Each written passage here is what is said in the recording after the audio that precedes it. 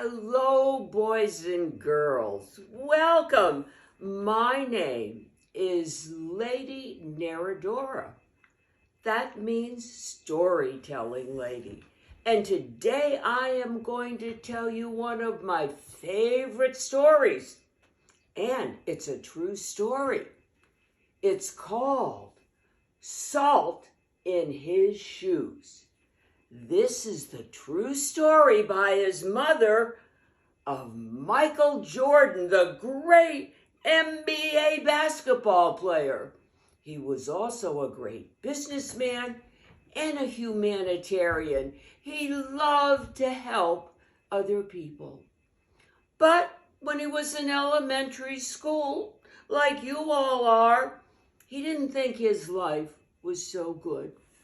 And this is why.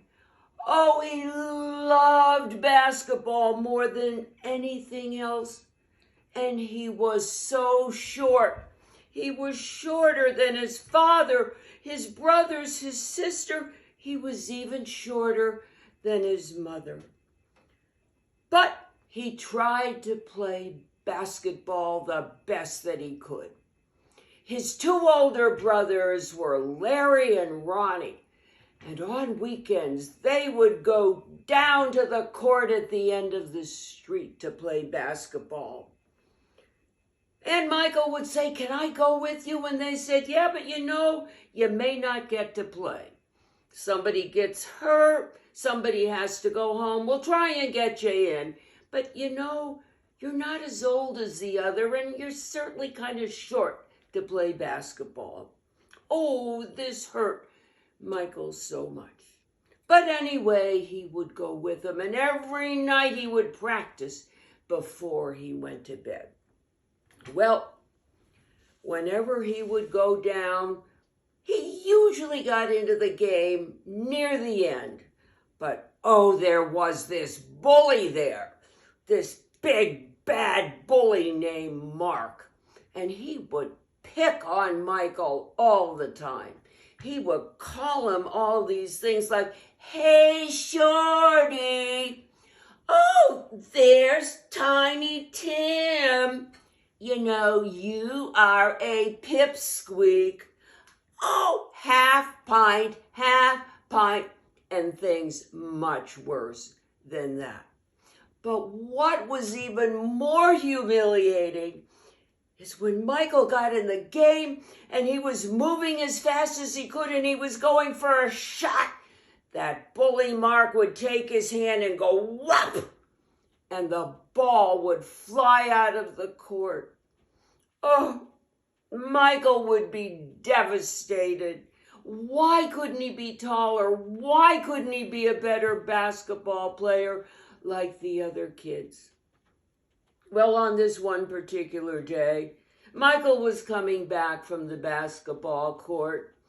Usually when he came home, he hugged his mother. He loved his mother so much and just went straight to the bedroom, put his head down.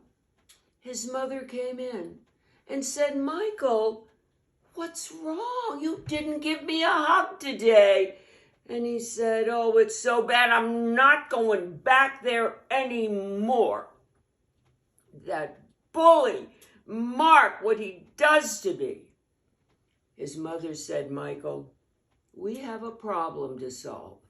And this is how we are going to solve it." And he goes, "We're going to solve my problem?" And she said, "Yes, you're going to do 3 things, and I am going to do 1. And he said, "Okay, what do I do?" She said, "First of all, you must believe in yourself. So every morning when you get up, you brush your teeth, you wash your face, you hang on to the mirror, and you say, 'I believe in you. I believe in you. I believe in you.' And you really must internalize this and believe in yourself. Now, on the way home from school, there's that big hill. I want you to go up on that big hill. And I want you to start softly and say the same thing 3 times. I believe. I believe. I believe. And then at night when you're practicing and you're dribbling, I want you to go I-B-E-L-I-V-E. Shoot. I-B-E-L-I-E-V. Shoot. Oh, I can do that. Okay, but there's more, Michael. That's not all that you have to do. You have to put the work in. You can't just believe. You have to practice even harder than you've been practicing. We're going to put a light in the driveway. You can practice at night. I'll have your brothers out there with you. You've got to run. You've got to do push-ups. You've got to do pull-ups. You have to work even harder, Michael. I can do that. And thirdly, you know that junk food? What makes you grow? Eating right. Fruit, vegetables, meat, and cereal. Oh, I don't know if I can do that, said Michael. Yes, you can, said his mother. You're going to eat better.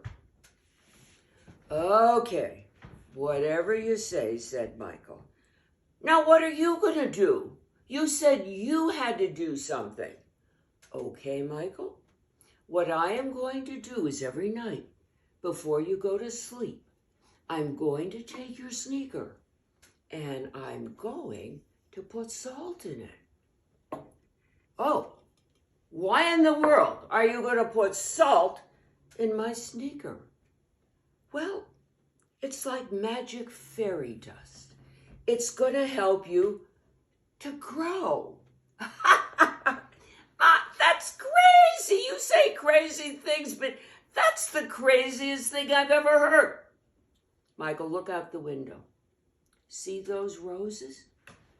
What do I put in the roses? I put in fertilizer. That's like the salt. This is going to help you to grow. Okay, you can put salt in my sneaker at night. And then his mother said, and see this stick? We're going to put this by the wall. And once a month, the first day of every month, we are going to measure you. And we're going to see if you're getting any taller because you're believing, you're working, you're eating, and boy, that magic salt will start performing. Oh, Michael loved his mother so much, and he believed her. And boy, did he begin to work. He did everything she said. Month 1, Mother takes the stick, puts it up.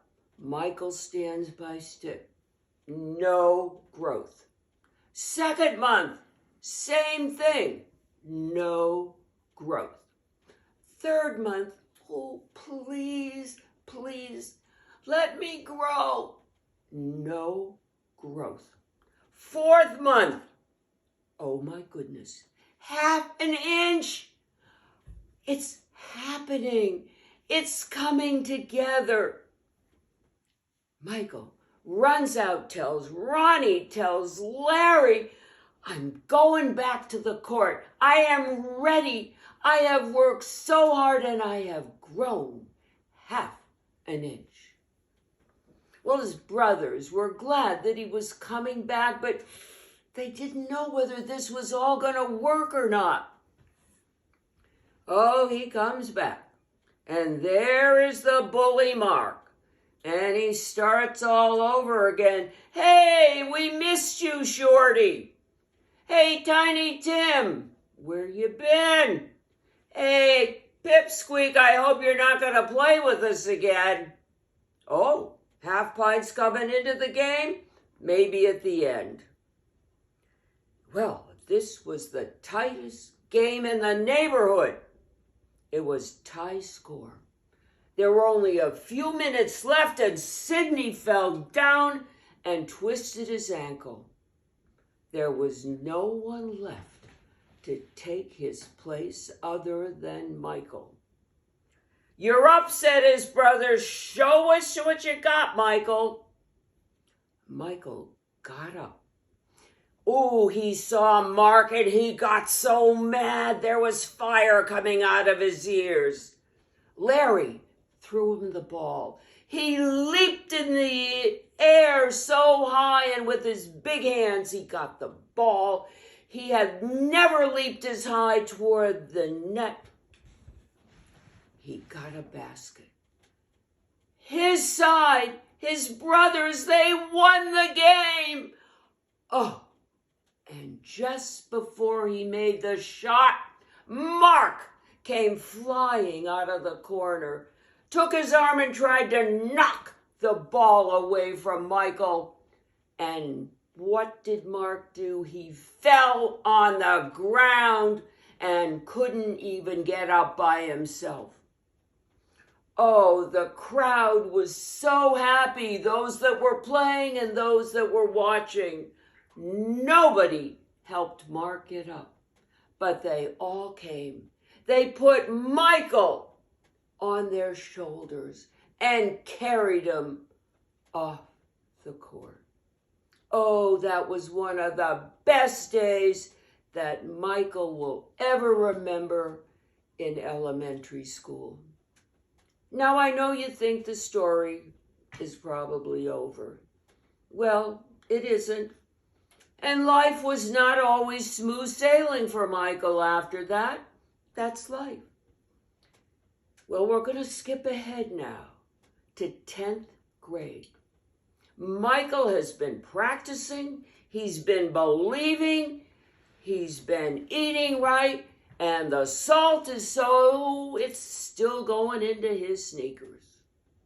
He tries out in the 10th grade for the high school basketball team. Does he make it? Not good enough. Michael was not going to stop there. Worked even harder. 11th grade. Michael tries out for the varsity high school basketball team. Between 10th grade and 11th grade, Michael grew 4 inches. He made the team. Was he the star of the team? No. Was he the star of the team in college? Not necessarily until the end. Michael developed slowly, but he continued to develop like nobody else. There's nobody better in the NBA because Michael did what he had to do to be a success. And Michael ended up 6 foot, 6 inches tall with probably the biggest hands in the NBA. But you know, Michael didn't stop there. Michael became a great businessman. You may have worn some of his sneakers, but you know the best part about Michael? Not his height, not his hands, not his speed, but his heart. Because later on in life, he gave back to so many people because he saw so many people that helped him to be the person that he finally became. So it doesn't matter if you're going to be a businessman, a doctor, a musician, an artist. You don't have to put salt in your sneakers, but you have to do some of the things that Michael did to get where you want to go. Thank you.